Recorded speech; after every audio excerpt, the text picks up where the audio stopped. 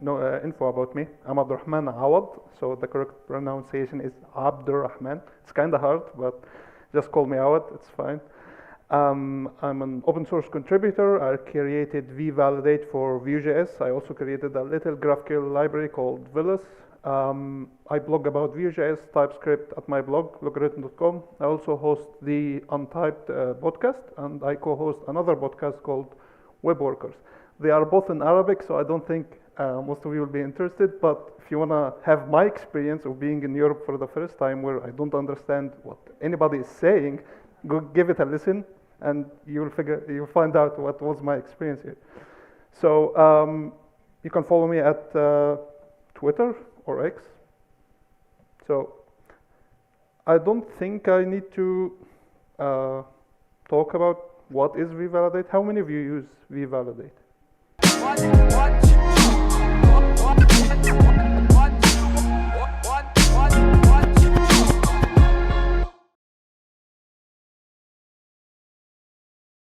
Okay, that's a good number, as any. Vee-Validate at the moment is, I guess, the most popular form library for Vue.js. It has about 2 million downloads per month, give or take, and it has over 10K stars on GitHub. Now, with the composition API, a lot of things has changed because previously Vee-Validate has traditionally been what is called a declarative form library. So that means it lives in the template. Most of the logic lives in the template. However, there are other libraries like VeeValidate and others who, which like to do imperative validation or imperative form logic, which is something similar to the code that you see on the window above. However, with the composition API, it's really different now. It's really weird because when someone asks me, is Vee-Validate right now, version 4 is a declarative form library, and I would say I can't answer that because you see two different examples here, right? Like the declarative is down there, the imperative is up there. However, the declarative one is implemented using the imperative one. It's the same component. So is it now declarative? Is it now imperative? I don't know, and I guess we shouldn't really care because what we care about is building forms in an easier way. We don't have to suffer building forms because forms are really painful. It's one of the, I guess, worst parts of being a front-end developer, right? Especially if you are building a lot of dashboards, right? Like you have this form which has validation, and then another form in another area, and it's very painful. I would say I guess a very common question is, what is the difference between the libraries right now in the Vue ecosystem? And what I like about the Vue ecosystem is each library has its own different idea of what a form should be, like how you should implement a form as a developer, and they are really different from one another. You have one end of the spectrum. Some libraries prefer they don't deal with inputs at all. They only deal with data. So you give it some data, and they validate it, they do something with it. That's one end of the spectrum. Another end of the spectrum is something like a form component library. I think there is a very popular one right now where you just get their components. They are already styled for you. You just drop them in, and you use their components to build your forms. And it's pretty straightforward. You can extend, you can change their styles, straightforward. However, I think Vee-Validate sits somewhere in the between right now. Previously, it was just declarative, but actually, before implementing version 4, I didn't think you can make enemies from open source. And yeah, once I released version 4, and it's really breaking. Like if you used version 3 or version 2 and you want to migrate, I got bad news for you. There is no path for migration. You have to relearn everything. And this is because I think this was something in the Vue ecosystem. That's why many libraries lagged behind when they upgraded to V3, because while most of the API remained the same for, let's say, everyday developer, a library author relied on some weird stuff like the vNode API, which was completely changed. Vee-Validate previously relied on being able to jump into the VDOM, find the V model, and saying, hey, yes, this is the input that you want to validate. But we can't do that anymore. So there was literally no way of that old API to continue. So if I can't find the V model, I guess I need to become the V model. So that's what happens in the version 4, basically. So yeah, I made a lot of enemies. A lot of people hated that change, and I'm sorry. So I guess what a lot of libraries seem to, I think, that's why we have multiple libraries. Like I said, they differ on what can be abstracted from a forum. One thing is value tracking. Another is validation. And to recap quickly, value tracking is, do you expect to V-model every single input in your forum? That works for us. I think we never had that issue as a Vue developers, right? Because this issue comes from the React world, actually, value tracking, because they don't have two-way binding. So we don't really suffer from this issue, but it doesn't scale well with V-model. You have to really change some things, like you have to move the model to the form itself to make it at least a little bit more maintainable. Then we have validation. Well, Vee-Validate has validate in the name, so validation. And then types. Now, this wasn't really a problem before until we got the composition API and we got really strong types in, yeah, like you have really strong type support with the composition API. You have type checking in the template, type checking in the CI. We didn't have that before, but now we do. So it means types need to adapt to that. And so there are some complexities with type with forums. For example, when the user is interacting with the form, let's say a first name input, the value type is a string, right? Right? It's a string. However, is it a string or is it a nullable string? Right. Now, when they submit the value, let's say you validate it to be required. Is it a string or is it a nullable string? It should be a string because you already validated that. So that's the problem. Validation is a runtime logic that doesn't translate well with the static time analysis of TypeScript. So that's another issue. Then we have the age-old issue of submission handling. Basically, submit, prevent, and write your own handler. However, how do we prevent submission until everything is all right? How do we submit like on arbitrary decisions, like whenever something changes, stuff like that? How do we handle invalid submissions? Because it could be slightly different. Like for example, if the user can't see the input that made the error, and they click submit, they probably will see the form doesn't do anything to them. However, maybe you can do something about it. Then we have DX. For the very long time, developer experience was, I think, is non-existent when it comes to forum. Like how many of you, when building a forum, you click submit, nothing happens? How many of you like face this issue? None? Okay. Okay, and a lot of times, sometimes the form really behaves really weird, like where some values get leaked in, right? When you grab a value from the API and then you submitted something like created at and updated at with your fields because you leaked it in from the input data, so stuff like that. In terms of developer experience, how do we debug and find these issues? So today I'm gonna show you like 3 demos if I have time, like I can skip one of them if I don't, but hopefully all goes well. So the first demo is we have, oh, you can't see the borders on the screen. Never mind. So you have we have a bunch of inputs here. This is a component library that we built. It's a form component library. It has 3 components basically: input text, input select, and input checkbox. I will take you through like a small tour of the code. It's a simple form. It doesn't have any validation, doesn't have any submission handling. Well, just console log, like it doesn't really do anything. And then we have a ref, and it collects the data. You can use reactive if you really want to. I don't like to use reactive, but each to their own. And yeah, this is a form. Pretty typical stuff, right? If you are using a third component library, Quasar, Vuetify, same thing, right? Let me take you quickly through each component. So you have some context on their implementation. So input text is literally a wrapper around an input that has the type text. So nothing really special going on there. One quick note is the value. I'm using the find model, which is a really cool feature of the setup script. It really makes it easy to create refs that automatically bind it. You can automatically bind to your inputs, and they will sync the data with the form up there, or the parent component. So it's really easy. Now, that's the input text. Let's take a look at the input select. Input select is a little bit more involved. I won't go through every single part of it, but I think when it comes to these components, their value is generic. They are not a string. It can be a string, it can be a number, it can be an object, it can be an array, right?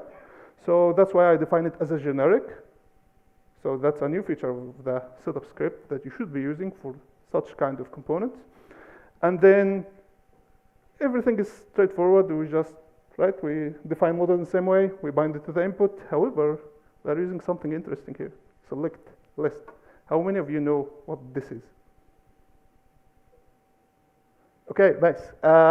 This thing I learned about from a friend of mine back in Egypt. And this is a new element that's headed by a foundation called OpenUI, not OpenAI, OpenUI. And they are planning to implement a lot of native elements that you can completely override and style without having to write a lot of JavaScript. Because let's face it, when you try to implement a custom select menu, I think the only reason to do that is you hate that drop menu and you want to create a custom drop menu. And this is what it looks like.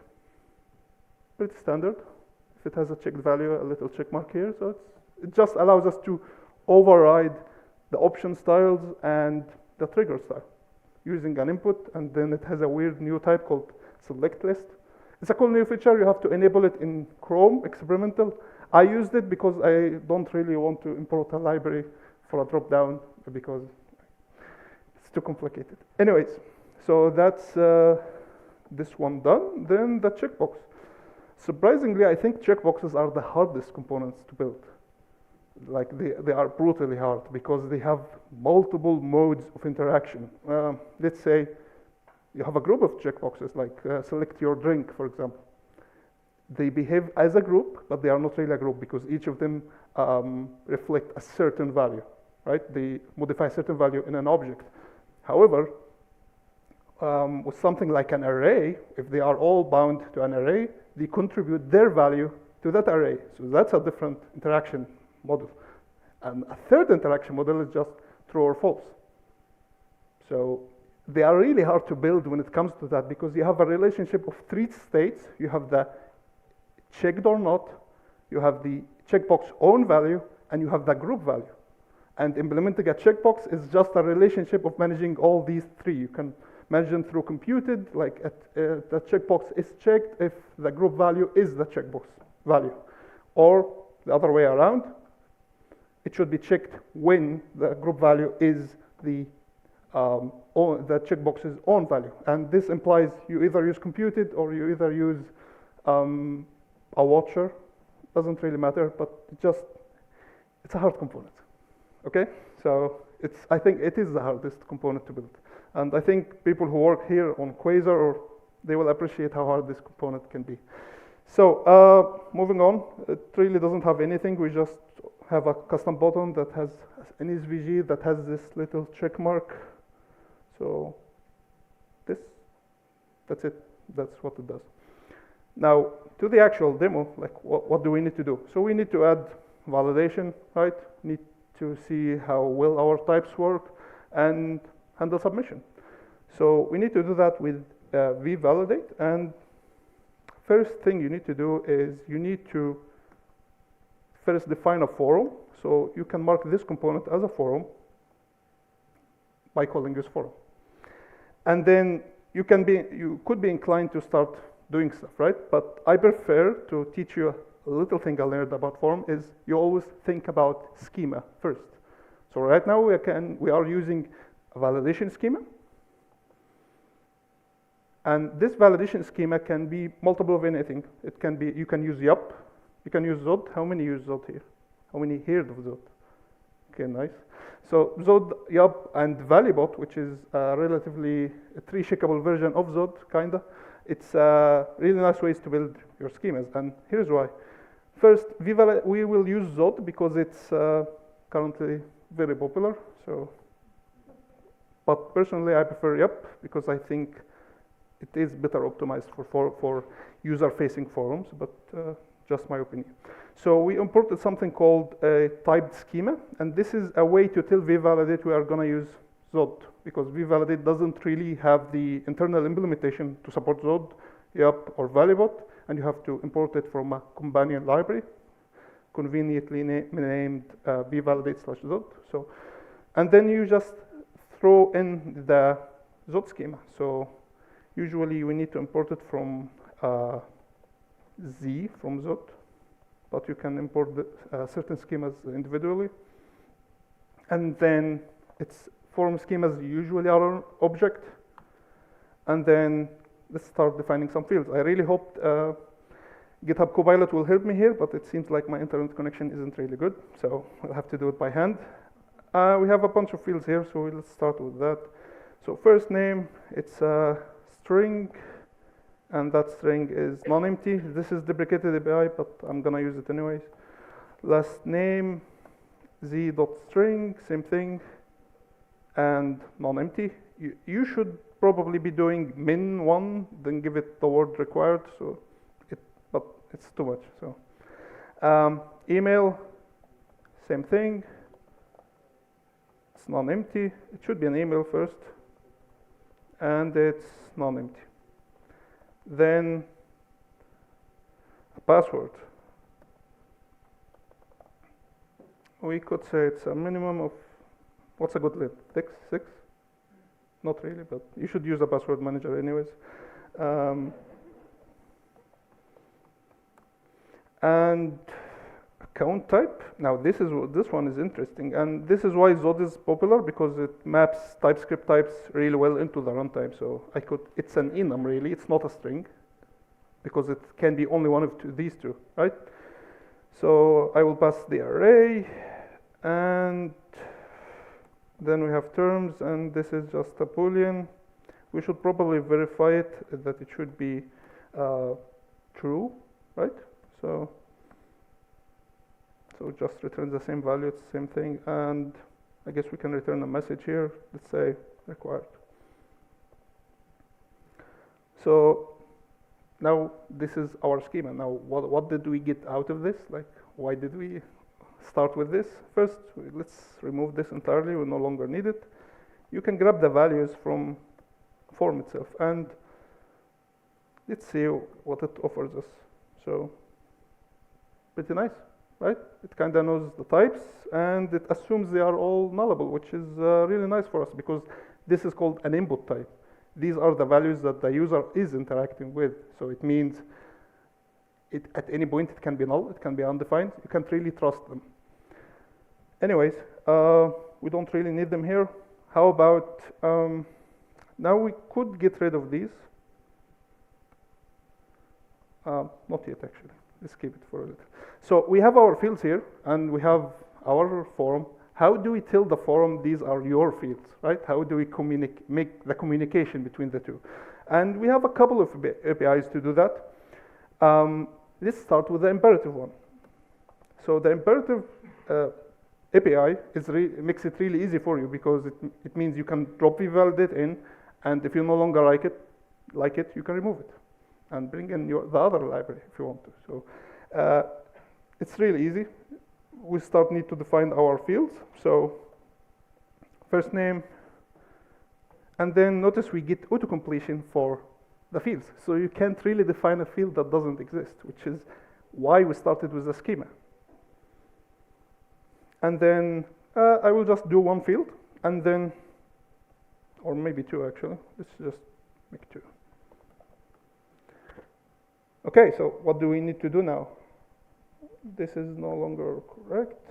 Okay, so instead of vmodeling the values directly, because you can do that, this is now a read-only. The values that you grab from VeeValidate is read-only, because VeeValidate acts as a store for your forms.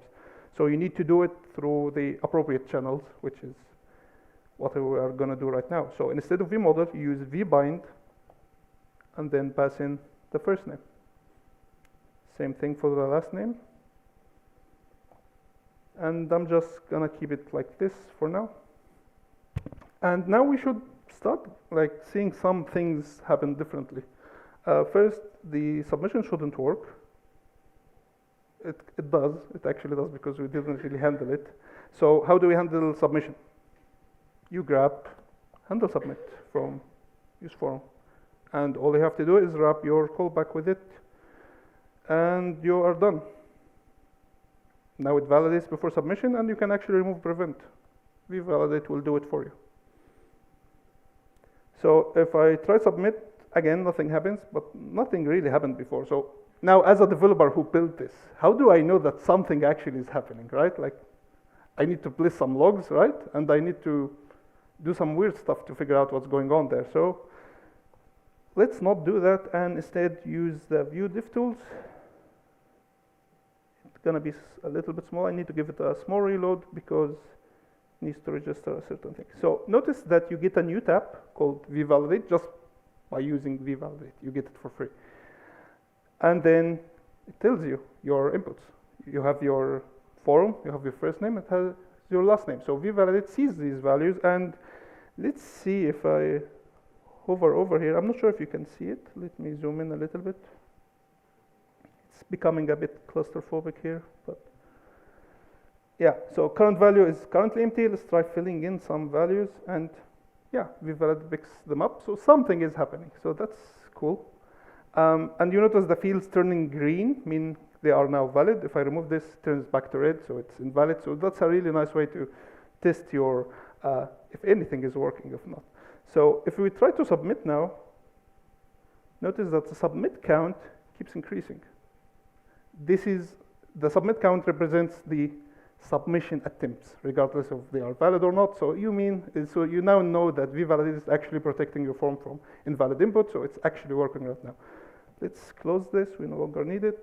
And then, okay, we need to do this for every single input. Not fun, right? Like, that's a lot of work. And this is one of the issues of the, I guess, imperative forms. VeeValidate offers you an imperative API, and now I have to do this for every single input that I have, and this can be a little bit annoying. So for smaller forms, for third-party component libraries, I think this is fine. You just need to suffer through the repetitive code, but there is a better way. So let's go to the, it's a choice you make. So you have your own component libraries, like the input text, and then we can decide to integrate VeeValidate into the component, so we don't have to do all that hooking up from the parent. So how do we do that? Just change your this to use field, and then you destructure it to get the value, and you need to pass it the name from the props, so we need to grab the props. We are doing it through a callback because we want things to remain reactive. This is called a getter. So yes, and okay, let's test how well that worked. Let's first remove these. And how do we know they work? Well, let's do it again. Usually you would like log the values into your template, which, yeah, there is a better way. Notice now we get all these automatically registered for us. It's done. Just by having the choice of, taking the choice, sorry, that you want to integrate VeeValidate into your components, it's done. Now we can fill all of these, and then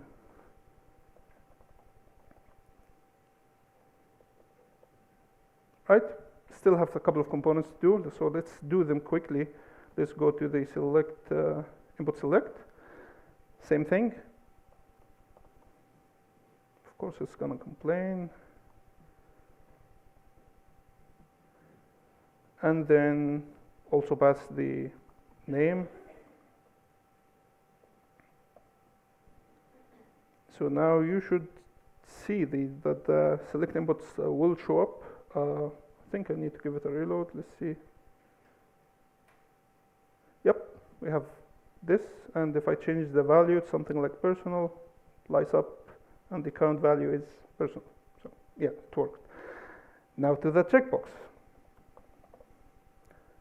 Checkbox are annoying, and VeeValidate kind of acknowledges that fact. So same thing. we keep passing it as a trigger because we want to keep the reactivity. Because if the name changes, let's say you have your input in a for loop, right? You want to make VeeValidate aware of that. So, but for checkboxes, it's a little bit more annoying, so you need to pass an option for VeeValidate and tell it, hey, this is a checkbox. Like, be careful, this is a checkbox, so it needs some certain behaviors. And VeeValidate will manage all kinds of behaviors for you, like the value that it should, like, what's the new value, and the toggle behavior. So it will do all of that. And then you need to destructure this, and done. So now this shows up, and it says it's a checkbox, because it knows now it's a checkbox. So let's try see if all of these is working or not in terms of submission. I think we have a console log, so I think that's one way to do it. Oh, that's right, because we are getting errors, and this is, I guess, the pains of having a live demo, is I forgot to remove these. We no longer need them. We no longer need this either. We actually don't need any kind of V models at all. Okay, so yeah, form is valid, everything is submitted. Of course, it's a proxy, so I have to dig it through it, but yeah, done. Let's do one more thing here. Let's handle invalid submissions. And I guess I forgot to do something really important. Where are the errors, right? Like, am I the only one who forgot about them? So let's add them, and we can do that through, I guess, we can grab the error directly from here. First, let's check the div tools. I want to show you something there. So let's try to, I guess, submit this form, and we have the errors actually for us, right? We can see it. So it means VeeValidate is generating the errors, you're just not displaying them. So we need to do that now. And you can grab the error message from usefield composable. And I already prepared some classes down there, some styling for us, so I don't have to write some CSS live. That will be embarrassing. But yeah, has error message, and then we have a div, and the div will have a class of, I can't remember the class, error message. And then just log it. Yes, does it work? It does.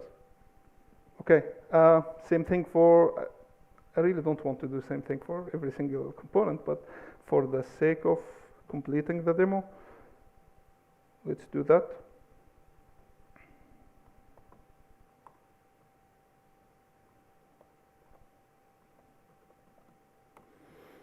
And then, I guess, let me grab this, because it's exactly the same, and drop it somewhere in there. Yep, it works. Same thing for the checkbox. I don't really need to do it, but it's just the same thing. So it's really straightforward. Like, by having the decision to integrate VeeValidate means you did something like you did something that sometimes is considered bad, like you tightly coupled VeeValidate to your components. Now, is this a trade-off worth doing? I would say if you are building your component library, definitely. If you are not, and are using a third-party libraries, and you don't really have a choice, you can't really shove VeeValidate in there. So, yeah, and most component libraries have their own validation framework or validation mechanism. So just need to do that. Like use them. If they are not good enough, then look for another library. Now we are done with this example. Let's move on to like what are our learnings of this is we can do imperative integration with VeeValidate. Declarative integration is like we just build our own declarative form framework, right? Your component libraries are all automatically gets picked up and just works. And also we need to keep in mind the coupling trade-off. So demo number 2, I don't think I will have time for the third demo, but demo number 2 is we have a component that we'll build from scratch in 10 minutes, hopefully. And then I will show you how to go through that. So it's a filter component. You pick a filter, you pick an operator, and type in a value. It can be a little bit complicated, but let's see how to do that. So switch the page, and of course it has nothing at the moment, right? It has nothing, and we'll just implement this input filter component. And we can think of like building new components, like there are multiple ways you can go about it, but what I like to think now is, since we are making the decision that VeeValidate is handling it for us, we can forget about all the annoying stuff and just focus on the UI, right? What do we need to build? We need to build two select inputs and then an input text right next to each other.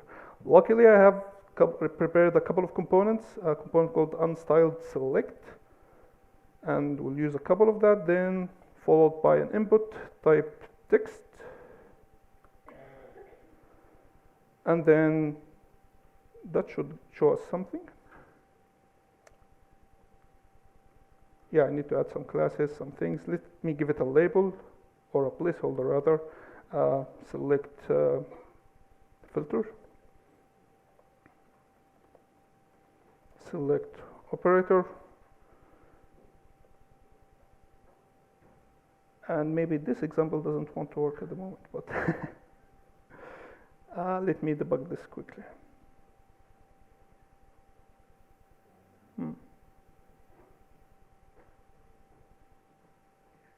Of course, live demos never work exactly as you want them to, but it seems like it's picking up on some stuff, but not everything for some reason. Yeah, anyways, since I'm running out of time, I can't really hack this, so we'll move on. And what I wanted to show you actually is kind of like a live sample of what can VeeValidate do for you. So this is the app that I'm working on. It's called Rasail. It's a inbox chat thingy with WhatsApp, right? So where does VeeValidate come in? Well, the right, or yeah, my right, the attributes sidebar. This is a forum. This filter thing that we just tried to build but didn't have time for it is a forum that's built using VeeValidate. Here is another forum, a bot builder that's also using VeeValidate to manage the state, because if I stand here, then this is also a forum. So forums can be whatever you want them to be. Like here, it doesn't submit on clicks, it submits whenever the data is valid. Notice that we got a bunch of errors here, and this is all powered by VeeValidate. So yeah, I really had a lot of examples to show, but yeah, you can check the code base. It has branches with the finished code, so you can check that out. And yeah, thank you.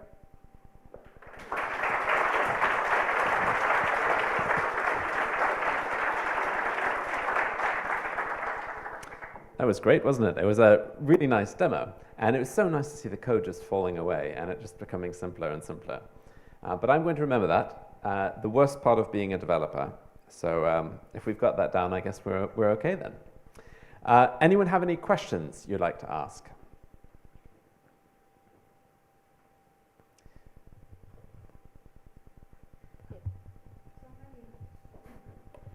The first one.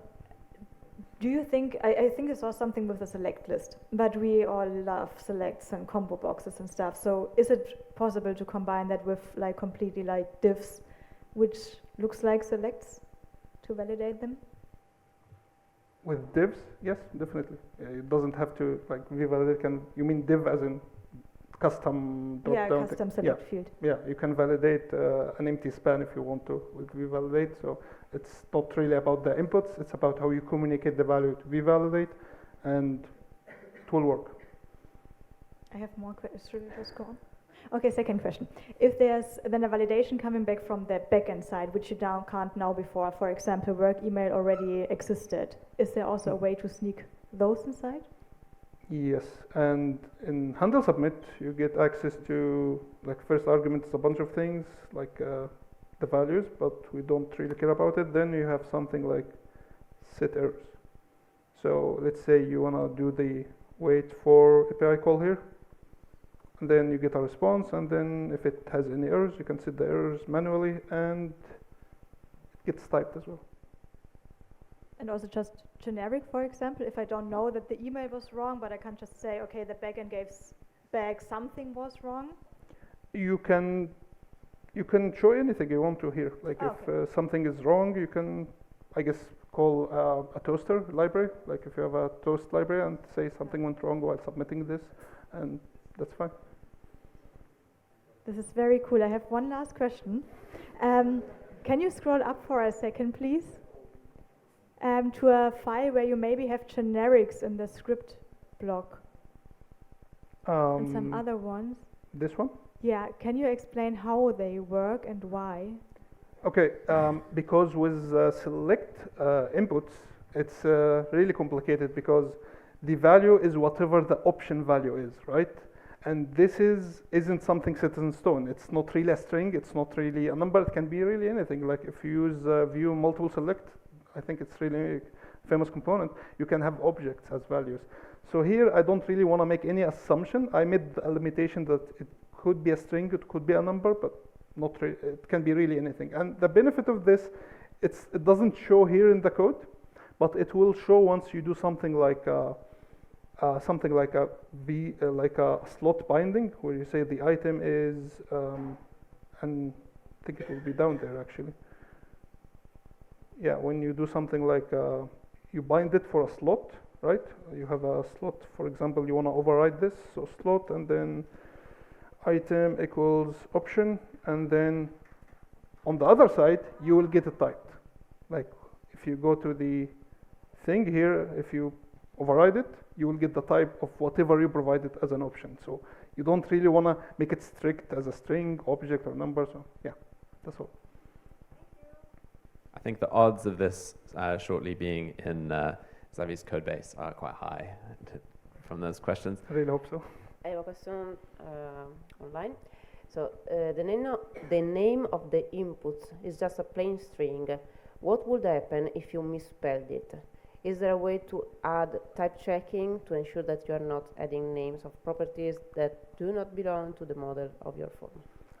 For these, like for props, you don't really have a way to do that, unfortunately, because you need to somehow force the inputs to be, you need to force the input text prop here, which really prevents it from being reusable, right? If you drop it in another form, you can't really force that there. So you lose that. But what you get as a, I guess, type checking, you get them in errors, you get them in values, and I think that's good enough. It's good enough for us.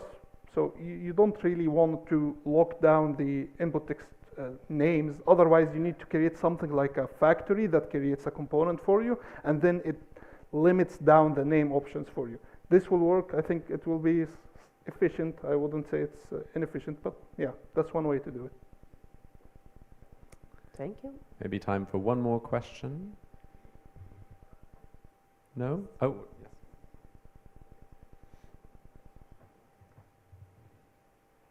Hi.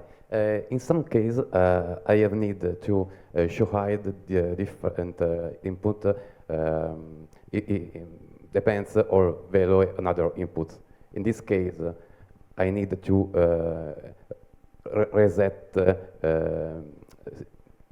validation schema, or I could possible to some maybe some required inputs in some cases is. You can do that, but you will have to define the schema to work for you. For example, I don't know how to do that with Zod, to be honest, because it involves intersections and unions, and yeah, that's I think too hard. But with the app, it's really straightforward. With the app, you say when this field is, when another field is present, there is literally something called when API, and you give it a field name, and then whenever your condition happens, then the schema will be, like a sub-schema will be applied to your input. So you will build conditional schemas like that. Another way to do that is just use compute it. Like you can do something like this, Okay. and then provide two different schemas depending on your settings or your requirements. Okay, thanks. Amazing. Well, I think that was a lot of fun. Would you give a final round of applause? Thank you so much.